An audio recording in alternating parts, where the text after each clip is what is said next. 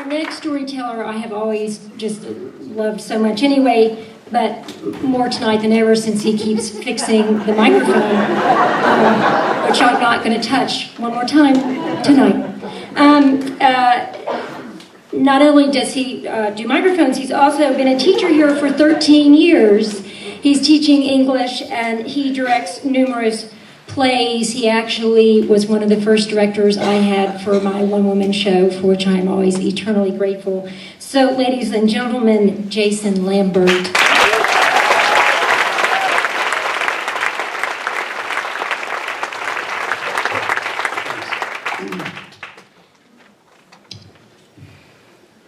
In the early fall of September 1972, in the early evening, the day before I was to attend my first day of kindergarten, my parents tell me that they sat me down and they asked me how I was feeling about my coming first day of school ever.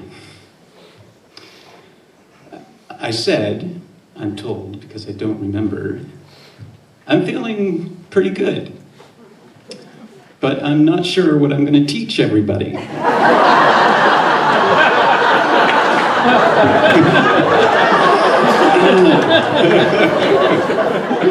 Now, I don't remember being an especially precocious child, and I think that it's a fair enough explanation to say that my parents were both public school teachers for a combined 63 years, right here, mostly in Manila.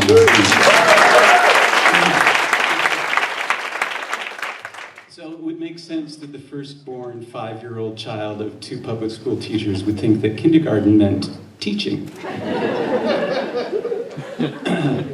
Well, I liked kindergarten, and I learned many things I need to know. I learned, along with my classmates, French. We learned French. Greenville at that time, Greenville, New Hampshire, just 16 miles away, was still a predominantly French-Canadian town, and the ESL federal funding allowed us to speak or practice French in the day classrooms and still had adult English classes held in the schools in the evenings. We learned how to put on a play. Our first play was the kindergarten was invited to contribute to the Christmas pageant by doing a short play about Toyland, and I was cast as the Jack-in-the-Box, and I had 5 lines, which was pretty good work at that time.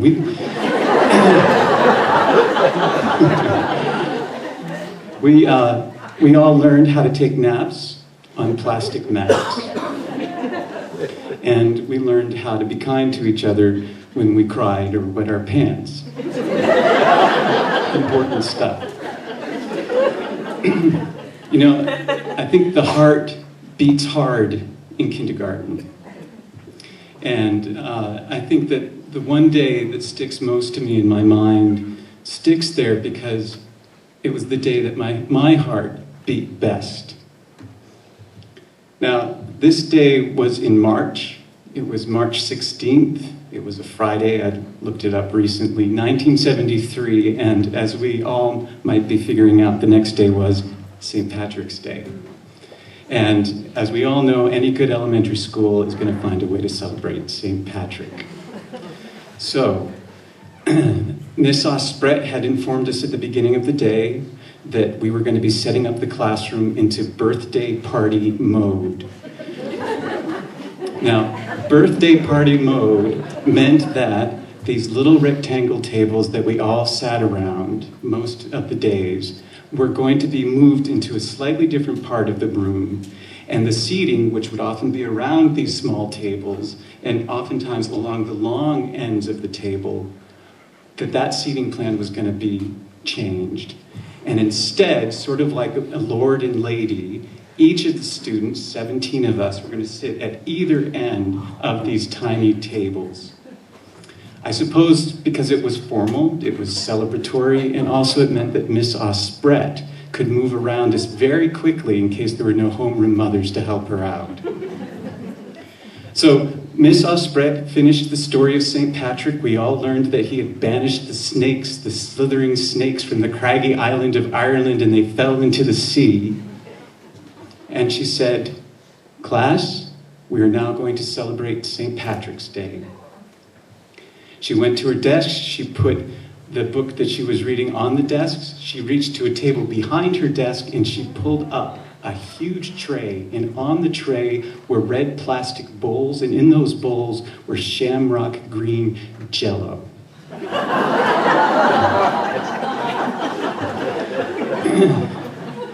I was sitting across from Chris Russo. Chris had distinguished himself at that point by being the one student in class who could always answer the question he was asked with, "Who, me?" Sharon Robinson, the second smallest kindergartner I'd ever seen, was sitting right over there. Across from her was the smallest kindergartner I'd ever seen, Robin Vachon. Miss Osprey put the bowls of green Jell-O in front of each of us, me, Chris, Robin, Sharon, everyone, and went to the last table and put a bowl of green Jell-O in front of Christian Redmond. Now, there were 17 people in class, and Christian Redmond was at the table by himself. And he had the reddest hair I had ever seen, except for his sister, and that would be so for another 3 years. Before we knew it, Miss Osprey had 2 bags of black licorice sticks, and she placed the black licorice sticks next to each of our bowls, and there we were. She said, "Eat the Jell-O."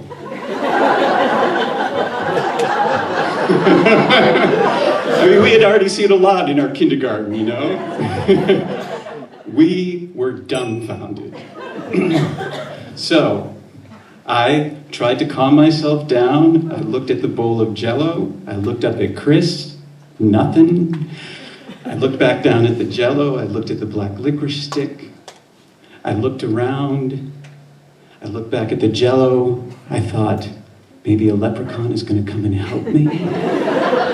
I looked out the classroom door because certainly if a leprechaun was going to come in, it was going to come in through the classroom door. I thought maybe there might be more than one leprechaun and they could all help us. I looked back at the Jell-O. I picked up the licorice stick. I looked around the room. Others had started to pick up their licorice sticks. And we all started to try to scoop the green Jell-O into our mouths with the licorice sticks. But it wasn't working. They were too bendy. I racked my brain. I thought of St. Patrick. He had a staff. I have a licorice stick. I thought that Robin Vachon looked a little bit like a leprechaun. I scanned around the room once more, and then it happened. Something extraordinary. I saw Christian Redmond pick up his black licorice stick, look at it, and bite it. He realized he had bitten it. He looked up, wondering if anybody had seen him. I think I was the only one who had. He looked back down at the licorice stick. He turned it the other way, and he bit off the other end. And without missing a beat, he put the licorice stick in his mouth, and he went right for the red bowl and sucked up the orange. I waited 2 beats, and I wondered if Miss Osprey, and then I just went down for the red bowl and the green Jell-O and started sucking myself. It was amazing to watch the ripple effect through the room. Everyone was biting the end of their black licorice. They sucked up all their green Jell-O, and for those who like black licorice, they ate the black licorice too. And all the while, Christian Redmond watched and smiled. Now, that story has followed me around for 44 years. I think it's because I still have things I need to learn from it.